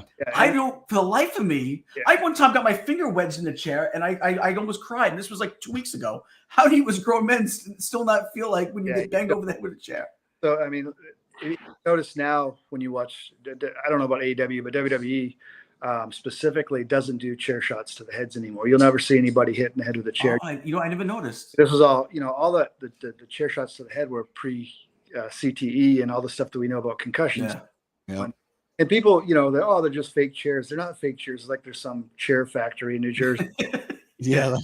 Chairs, but they're real chairs, and hopefully you can get an arm up or get something up to block it, or and so that's why now you'll see just most of the time it's across the back, and it still stings. But I was gonna say it's still, and they bend it. It literally, you'll see after they do like those, you'll see them when they do like 20 chair shots in a row, and the chair is now bent. It's like, how does that? Yeah, how does it just not broken? So that was never fun, And I think I only took 2 chair shots while I was with WWE, and one was from Kane. So for people who don't know Kane, he's like 320 pounds, 6'7". One was from him and one was from Chris Benoit, who again didn't never hold anything back, And I remember when I took the chair shot from Kane afterwards, my hair was stuck in the fold of the chair. He literally had scalped me, So, it's I can promise you now that I'm in control of everything that I do. You'll never see me take another one. I don't blame you. Yeah. Wait, so I know you're doing a lot of traveling. And I saw the video. You had a video on your Instagram. It was really cool. But coming soon to was it for UK? UK, yeah. So and that's what I'll do. So all those videos that I'm putting out, I do all the editing on that my own. And the luxury is people posting stuff with cell phones. So I have all this cell phone. Anything I ever see after a show, I'll grab it and I'll save it, and then I can put all these videos together. Because what I'm doing is there's really just commercials for myself that I'm to the UK or whatever. And then once I start putting those out, I will have promoters from all over Europe, hopefully, start reaching out to me, and that's when I start putting these tours together. So it's really cool. I actually really enjoy the marketing part of what I'm doing. And I sometimes wonder because I don't know what's next after wrestling still after all these years of doing it. Yeah. I still don't know what I do next. Steph had this the coolest job in the world for 34 years. So it may be something in marketing because I really do enjoy that. And the promoting of it all and seeing what works, what doesn't work. Sometimes I'll put stuff out and I go, "Oh, this is going to be cool," and people are going to love it. And I'll tell you this, you guys, this, and I'm sure you know it. Just doing what you do is I'm finding that shorter clips do a lot better than even at first 1 minute, and 1 minute I'm finding it is even too long. So I'll go 15 to 30 seconds, and it'll be hey, it'll go boom this July, France, boom, England, boom, the return of the worm, boom, into a little short video of myself. And that's 15 to 30 seconds is enough rather than a minute. Because if you wait 45 seconds into a video saying you're coming back, they've already checked out. It's so weird, dude. Our attention span has become so short. I know, right? And you're getting me in trouble with Matt because Matt's been saying, "Hey, when are we gonna do the shorts the clips on our show?" And I'm like, "I'm gonna get to it when we get to it." I've just been busy, so you're getting me in trouble with Matt right now. I'm gonna get to it, Matt. Relax. I'm getting to it. You guys know Chris Van Vliet at all? Yes, he's a great podcast. So he just posted something today, actually saying if you're not doing shorts, start doing it, because he's something about he put his numbers from when he first started with his full length videos. Mm-hmm. To what he's done with his shorts just this year alone was way more than what he's doing in long video. It's just crazy, man. It's the way things have changed. Right? You know what it is? The shorts get seen from what I gather. The shorts get seen by people where if they're not already following you, they won't see your videos, your lives, but their shorts will still pop up in the feed. If you even think about when you do now, if you're looking through the shorts, you'll see people that you don't even know who they are. Right. It pops up, but other stuff doesn't pop up. So. This channel here is all built on originally just doing shorts like sports clips. Really? YouTube, that's what they're doing right now. YouTube is pushing the algorithm because they want to compete with the TikToks. So, the TikToks of the world. So they're pushing the shorts. So the algorithm is pushing more shorts. So they want you to do the shorts, which is also why it's producing more clicks and views and stuff, because they're pushing it out to everybody. Right. Because they want to get that built up. So that's why they work so well. Yeah. And I know for me personally, like if, I've been looking at a couple cruises for this summer, and if I want to take a look at the ship, I'm looking for the shortest video possible to give me the highlights of this ship. I see a 2-minute, I'm clicking on that one over the 17-minute. I don't need to see what kind of silverware they have in the dining room. I just want to see the highlights. Yeah, like just give me the stuff, man. Right. Just get the straight dope. So you're traveling a lot. Where's your favorite place right now? If you would love to be able to just wrestle out. If you had to if you could wrestle there for the rest of your life, what city? I know it's got to be a problem. Assuming Europe, just because it seems like you love it over there. But what city is it that you just love performing in front of between the crowd, the other wrestlers that you get to intermingle with, and just the lifestyle? Which is that city that you just love to perform in? Man, I don't know. I really want to get back to Australia, and I'm trying to put something together in Australia. It's just hard because most of the companies over there, they only want me for one show, so it's hard to get away there for just one show. Yeah, I do want to get back there. I love it there. I spent a few days there in 2016 with WWE, but probably if I had to pick one place right now, I would say Ireland. And there's a couple of reasons. The crowds are always super hot there, and they're fun. And I have a lot of friends there that I've stayed in touch with over the years that are just super cool human beings. And so I've had to pick one place. But dude, like all of UK, like I was just in Berlin, Germany. They were super hot. Like I said, I was in Italy. They were super hot. So any place where it's just really appreciated and the crowd's there to have fun and it's just such a cool life experience. Any place like that. I spent a couple of days in Innsbruck, Austria, back in February.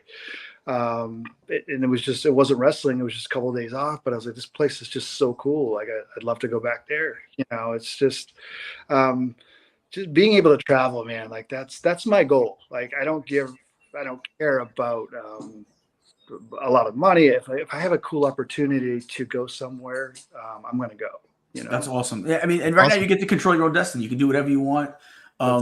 Gigs keep coming in, and like I said, every time I speak to you, I think you're somewhere else, and you're like, "Oh, I'm out of the U.S. until this date." And even when we were setting this up, I think you were in the Middle East at that point. So you're always somewhere, man.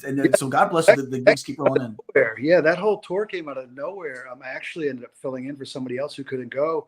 But dude, you talk about a cool life experience. Like, I was actually on that Germany. I was in Malta. I was on that Europe tour when I got the phone call and asked if I could go to, it was Egypt, Dubai, not Dubai, UAE, Abu Dhabi,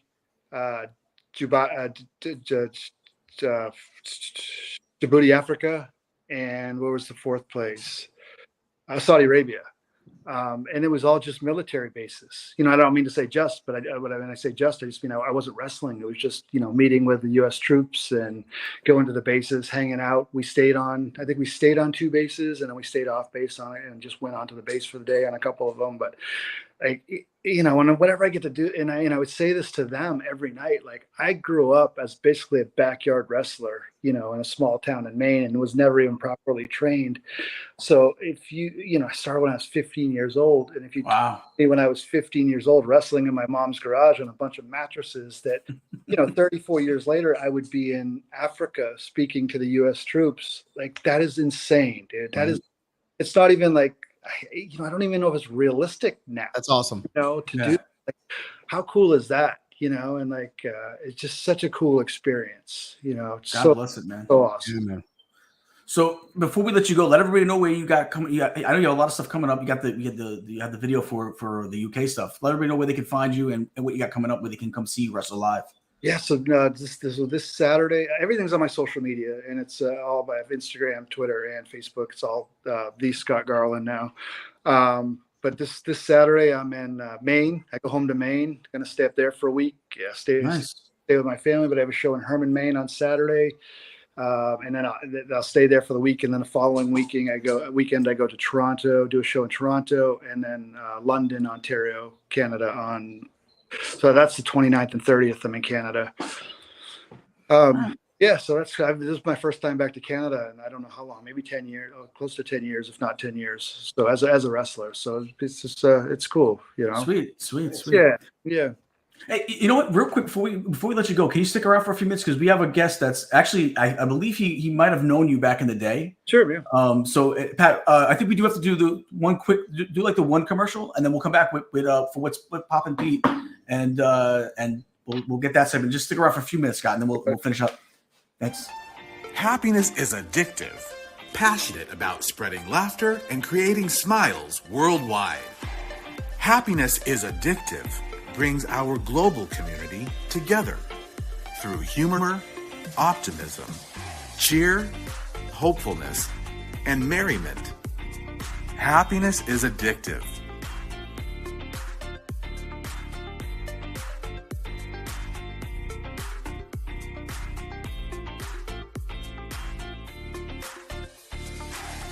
Happiness is addictive.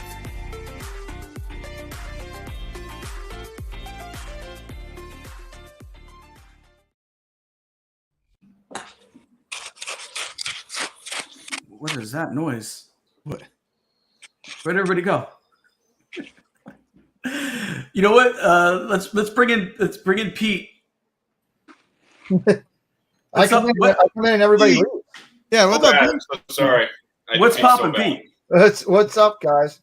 How you doing, Matt? Nice to meet you. Glad you're here. Likewise. Really good to see you, Scotty.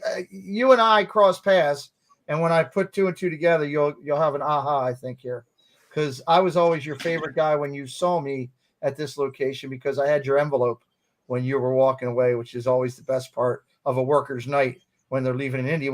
When you and Salofa and Brian made your indie run or started it after you finished with WWE.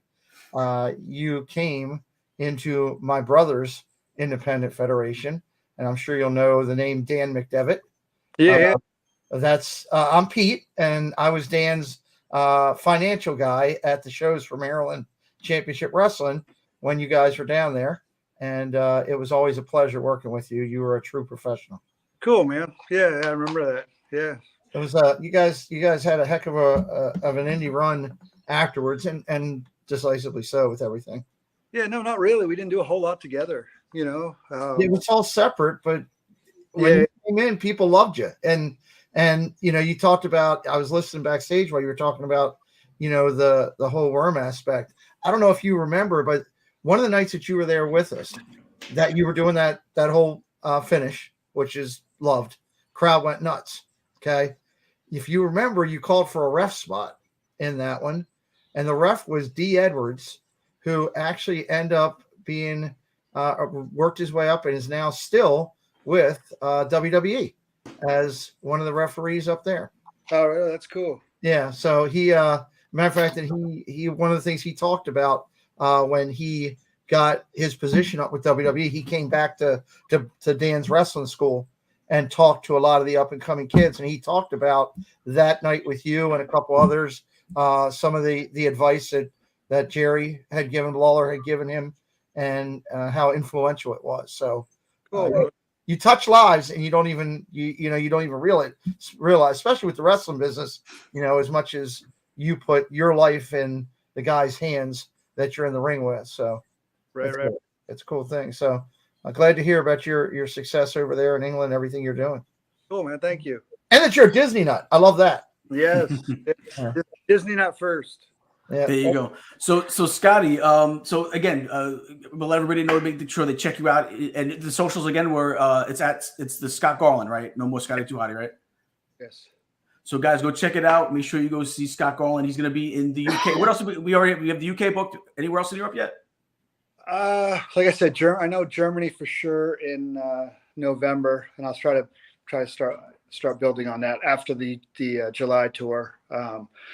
But right now it's just France, and I have 3 dates in England on the July tour. So, and I don't like to put stuff out there before the promoter.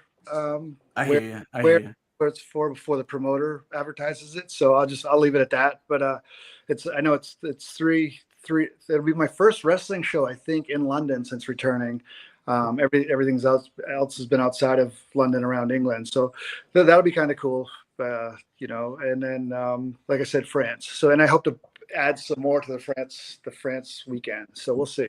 Definitely, and if you need to find anything else, you go right to the site, and you'll get right there. You get all the information you need, where to find them, where you're going to be able to watch them. Scott, thank you so much for being part of this. It's a new show, so thank you for coming in right in the beginning of it. You've always been just awesome professional and such a great friend. I appreciate you all the time you have always given us. Awesome, Gene. Thank you, buddy. Good. Be well. We'll see you soon. Yeah. See you guys. Bye-bye. Now we got to find out what's happening. What's popping this weekend, Pete? Yeah, Well, Pete. let's pick the energy up because there's 4 big things that everybody's excited about this weekend. So we're going to top level it because we're at the back half of the show and I don't want to tie up a ton of time. But let's first talk about what's new and what's popping. And I'm giving it a 3 steamed crab out of 5 event here, and that is USFL football is kicking back in and had a good inaugural year last year, or good revamping of the league to be in a new inaugural year. Did fairly well. I think their one challenge, obviously, is they keep doing all the games down in 2 locations, Birmingham and Memphis, instead of doing in the actual cities. But they're coming back up. The NFL will be testing more referee rules, more referee things. They'll be training referees down there, so they're utilizing. I'm excited for the start of that league because, again, it's a continuation of football all the way up to coming up the start of the NFL season. 2 exciting is the NBA has started. They had their play-in playoffs already. We had a couple teams already win, like the Lakers going through. The real kick-in really starts tonight, as you got your Bulls kicking in with their game. Multiple games throughout the night. It's going to be 2 games a night all the way through as we kick in for the next 2.5 weeks on the NBA. We'll talk more about that next week on who's going in, who's not, where they're at.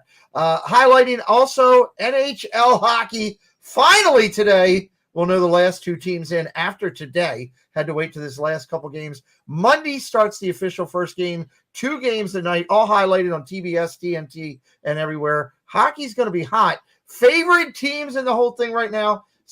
Everybody's just talking Boston. Everybody's talking Boston. Pete, can anybody beat Boston? Can anybody beat Boston? Anything can happen on any given day. It's not going to be those Maple Leafs. Well, Toronto's got a tough run coming in against Tampa Bay right off the get-go. It's not like they're getting a cupcake to play with. So they're going to have a tough run to get there. But what I like is the overall consistency and the leveling out of the playing field in the NHL gives teams more opportunity. I say in the West, watch out for I'm going to probably go with Connor McDavid and say watch out for those Oilers. I kind of like them they're clicking right now. So playoffs really kicking Monday, which is exciting. Baseball's still doing the thing. Tampa Bay. Tampa Bay, nobody can beat them. The Red Sox were horrible this weekend. They were. It was a mess. Right now, everybody's horrible against them. I am calling it tonight. Tampa Bay drops their first game. Pitching matchup doesn't work. Tampa Bay drops. Jose Barrios. He's going to get his first win of the year. Tampa Bay drops tonight, first game. And if you're betting, absolutely jump all over an underdog play at 105 right now, plus 105 on the Toronto Blue Jays. Money line's a little high. You got to lay 160 to get the 1.5, but it's still a good look at with the Toronto Blue Jays. So we're real excited about that. The last 2 things I'll say, looking into the future, next week we'll be talking heavy because the NFL draft is 2 weeks away. Biggest, I think one of the biggest sports non-actual game timings in all of sports. People just tune in for that. If you watch the spectacle that it's become at these cities, it is like a giant gathering of flesh. There's just bodies everywhere. People wearing jerseys. They're drinking. They're eating. They're screaming. They're yelling. They're calling names to Godell. It's a fun time. It's absolutely spectacular. I can't wait. And then the big thing. I don't know if you heard about this. This is huge. It's going to be all over the internet. It's going to be on time this week, 1:00 Saturday afternoon. In a Speedo wearing a Boston hat, it's Joey in front of a mirror. It's going to be spectacular. You don't want to miss it. Is that true, Joey? You didn't even tell me in advance. Yeah, Matt, did you know about Matt, apparently, I just found out. Matt, did you know about this? We weren't informed, Joey. It's a spectacle. You'll see Joey D like you've never seen him before. As always, Pete, thank you so much. Listen, great information, great stuff to look for this weekend. Make sure you guys go check out Pete McDevitt over there on YouTube, and people see you next week again. Absolutely, I'll be back this time. I'll be on time, and I can't wait to see how Joey's going to do. Matt, nice to meet you. Peace. Be Good to see well. you, Pete. So there you go. That's what to watch this weekend. Love Pete's having always Pete good, on. Pete's a good dude. I'm a little offended that Pete knows about this special appearance that Joey is doing, and me and Matt have no idea. I figured we'd get invites, but we didn't. Joey, even I thought we had something, man. What's going on? Yeah, I don't. You know. I mean, come on, Joey. You're gonna sport a Speedo around. You need to invite your friends to that, bro. I don't think you want to see that. I don't. So, I mean, I'm there to support my friends. That's all I'm saying. Sure. So you know what? We're actually going to get out of here a little early. We had some other headlines to go over, but I think we'll do is we'll save some of that other stuff for next week. But yeah, I want to thank Scott for coming in and hanging out for a little bit. I've known Scott for a few years now. He's always been so gracious with his time coming on different shows that we've done. I know. I'm pretty sure you've met him before too, Joey. No, have you ever been on? Yeah. So he's always been just an awesome guy. Always so gracious with his time. We appreciate that. So you know what? Let's go around. Last words, Matt. Last words for the weekend. For the weekend. Let's see the Blue Jays get a couple wins. Everyone get outside, have a good time. Go see the movies. Go to the movies. Good time to go to the movies. Got some good ones. John Wick 4 is excellent. Creed 3 is really good. The Scream movie I haven't seen, but I heard that's good. What else is out? There's some of the Mario Brothers. Mario, yeah. It's cleaning up. It's a good time to go to the movies. So support my industry so I can keep eating. Yeah, clearly. Please do that. We want to keep Matt eating, and good luck to your Blue Jays this week. Let's. We need somebody to finally beat these Rays, and you know what? We're tied. But I'm willing to give you guys a couple wins if it gets us closer to the Rays. So good luck to your Blue Jays. Joey D, last words for the week. Yeah, man. The rain has finally subsided a bit. We've had some really bad flooding here in South Florida. I know I mentioned this on the show the other night. The entire Fort Lauderdale airport's been underwater and stuff. So as things have dried up, it'll be nice to get out. I definitely want to go to the movies. Actually, a few movies I do want to see. Super Mario being one of them. I definitely want to do that. And I know my son wants to see it. So me and the wife are going to make sure we go and take him. And I'd like to see Tampa get their first loss. My Red Sox here couldn't do it. So yeah, you couldn't help anyone out. Yeah, clearly we couldn't. We got you. Yeah, come on, Matt. Put in a good word, bro. Here. Is that I was saying, is that? Oh, there you go. Hey, Nigel would love that hat. Nigel would be a fan of that hat. Is my father-in-law played for the Blue Jays for 10 years. Oh, who's your father-in-law? He did. George Bell. No, it was not. Oh, yeah, that's right. It wasn't George Bell. Really? Remember George Bell, though? You remember George Bell? Yeah, man. MVP. Oh, it's Rob. 1987 MVP. Rob Montalvo. He was in I know he was in AAA for a long time. I know he made the bigs for a while, but you're talking he was drafted right out of high school. Oh, okay. He was like he had to go single A, double A, triple A.